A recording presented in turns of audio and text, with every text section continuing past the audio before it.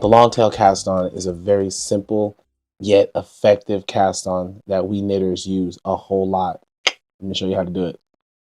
Okay, get yourself a good amount of yarn here.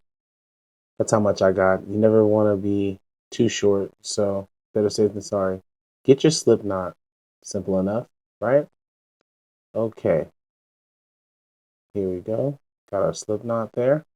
Now we're going to take our index finger and our thumb. We're going to split between the two yarns like a curtain. See that? Now we're going to take that right hand, pull the yarn with a slip knot and the needle back like a slingshot. Here we go.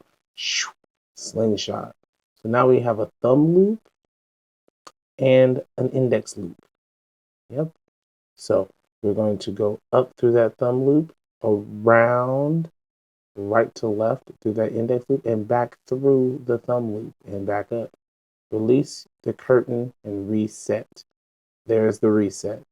Here we go. Thumb loop, around right to left through the index loop, back through the thumb loop. Boom. There it is. There's another one. One more time. Here we go. Thumb loop, index loop, thumb loop. Bam. Easy peasy, lemon squeezy. Go a little faster. We start getting the groove. Woo! We can fly. Long tail cast on, baby. Easy peasy. Got a nice little braid on the bottom, like we like. There it is.